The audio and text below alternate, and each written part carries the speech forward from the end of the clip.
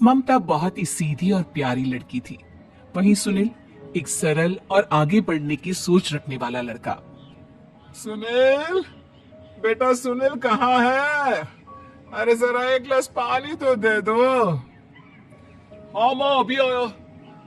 क्या माँ, पानी तेरे सर के पास ही तो रखा है। क्या हो गया है, तबीयत खराब है क्या? अरे नहीं नहीं, वो उठने का मन ही नहीं कर रहा था तो देखा ही नहीं।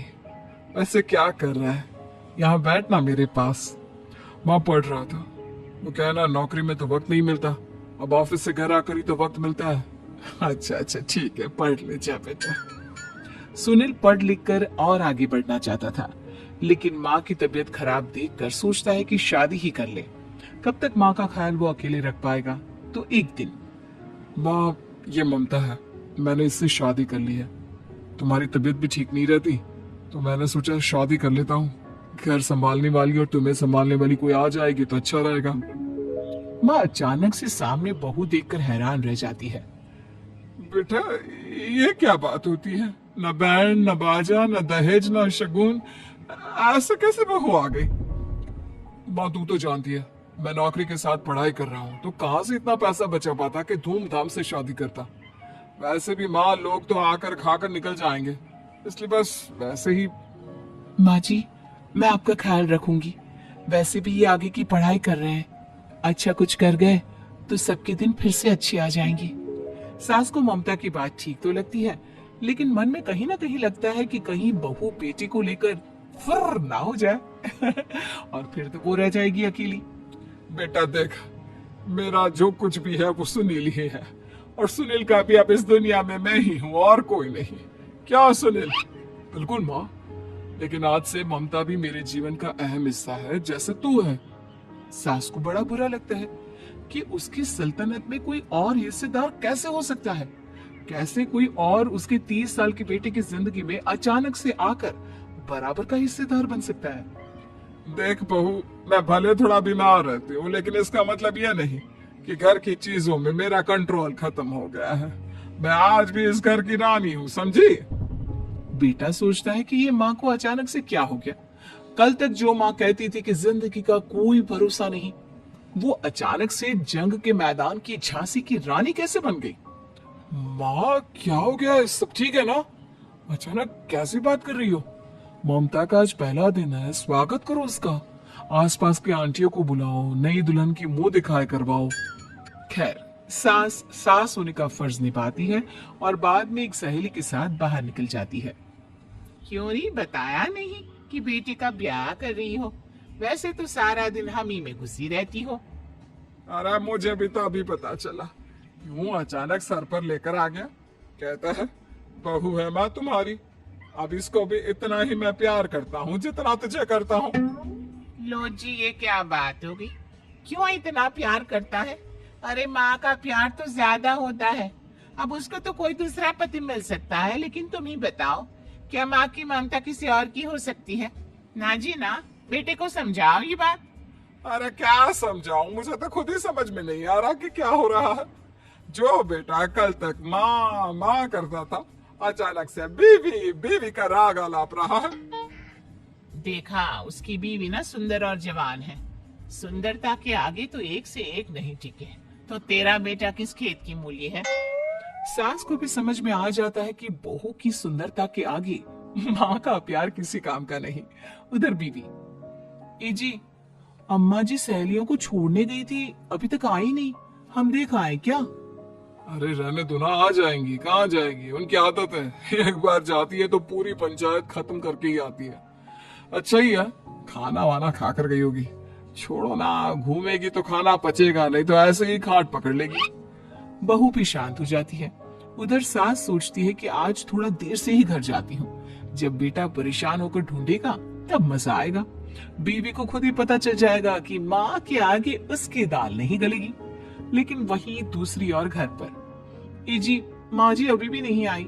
हमको तो घबराहट हो रही है कि क्या करें। जाकर पता करे किसी के घर। अच्छा, कहाँ जाओगी ये भी बता दो। पहला दिन है तुम्हारा इस घर में और एक ही दिन में मोहल्ला छानोगी क्या? हाँ तो आप भी तो नहीं जा रहे हैं ना, हमको फिक्र हो रही है। अरे यार, ये रोज का है अम्मा का, खाओ और सो जाओ। बस फिर क्या था। बेटा बहू खाना खाते हैं और कमरे में सोने चले जाते हैं।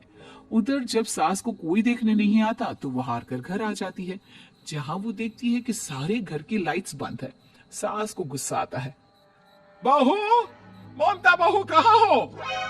लेकिन सारे दिन की थकी बहू को ऐसी नींद आती है जैसे किसी ने भांग की गोली खिला दी हो। वो तो नहीं उठती। उठकर आ जाता है बेटा।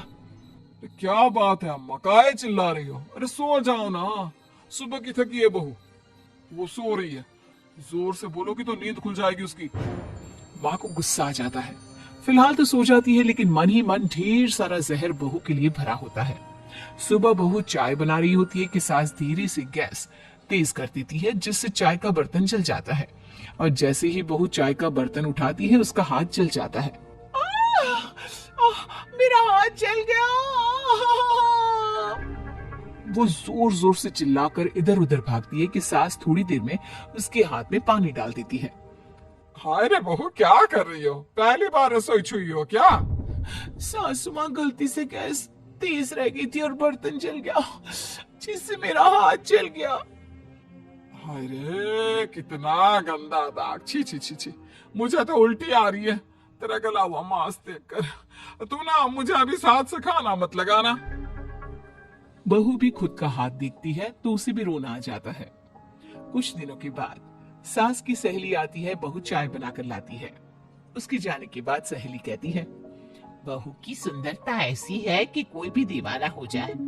वैसे तेरे बेटे का क्या हाल है? अरे वैसा ही है, बहू के पीछे लट्टू। क्या करूं, कुछ समझ में नहीं आ रहा। मैंने तो बहू के चेहरे पर दिवाली के पटाखे की चक्री फेंक दी, उसका पूरा चेहरा जल गया। अब देखो ना रही सुंदरता, और ना ही अब मेरा बेटा उसे पूछता है। अरे अब तो वो उसे छोड़कर दूसरी भी देखने को बोल गया है मुझे। बहू सारी बात सुन रही होती है। आंटी एक बात बताइए, क्या भरोसा है कि दूसरी सही आए और आपके अनुसार रहे? देखिए आंटी, मेरी सासू माँ को गलत बात सिखाने की जरूरत नहीं है। हमारा परिवार साथ में खुशी से रह रहा है। देख बहू, मेरी सहेली की बेइज्जती ना कर, वही अच्छा रहेगा तेरे लिए, समझी?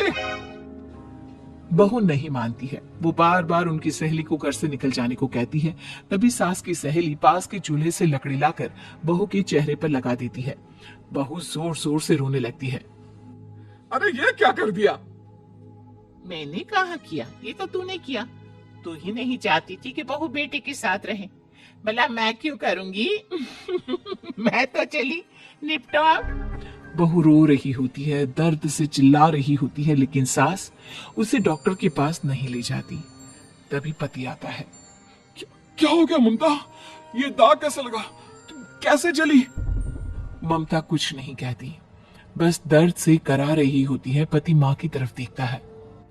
हो ना हो माँ, ये पक्का आपका काम है। आप ही ममता से जला करती थी ना। देखना माँ, अब पुलिस आएगी, केस बनेगा, लेकिन पहले मैं ममता को अस्पताल लेकर जा रहा हूँ। सभी अस्पताल जाते हैं, जहाँ डॉक्टर ममता की सास से कहते हैं, आपने तो नहीं जलाया ना बहू को? अब ममता की सास के तो पसीने छूट रहे होते हैं। वो घबरा कर कहती है, ना ना डॉक्टर साहब, कैसी बात करते हैं? हम क्यों जलाएंगे अपनी बहू को? डॉक्टर ममता के पति से पूछते हैं, देखिए, क्योंकि ये ससुराल में जली है तो मामला पुलिस का बनता है, तो आप पहले पुलिस को बुलाइए, तभी इलाज पूरा होगा। सास डर जाती है कि अब तो बच्ची जिंदगी जेल में ही रहना होगा। रहने दीजिए ना, पुलिस को क्यों बुलाना? सारी हंसी खत्म हो जाएगी जब पुलिस के डंडे पड़ेंगे। बहू को जलाना भले ही बहुत आसान हो, लेकिन उसके बाद सारी जिंदगी जेल की हवा खाना। सास डर जाती है। पुलिस आती है। पास लेटी दर्द से करा रही ममता स्टेटमेंट देती है। तो क्या हुआ? तो कैसे जली आप? ममता पास खड़ी सास को देखती है। बेटी बताओ, कैसे जल गई तुम? ओए, काका का किरण वाली शाहरुख, चुप, बिल्कुल चुप। सास चुप। सभी इंतजार करते हैं कि ममता क्या बोलेगी। जी मैं खाना बना रही थी, लकड़ी उड़कर मेरे ऊपर गिर गई और मैं जल गई। सास बहू की बात सुनकर रोने लगती है। देखा माँ, कितनी समझदार है ममता। ये चाहती तो, हाँ बेटा, ये चाहती तो मैं आज जेल में होती। मुझे माफ कर दे, मैं आगे से अभी कभी ऐसा नहीं करूंगी।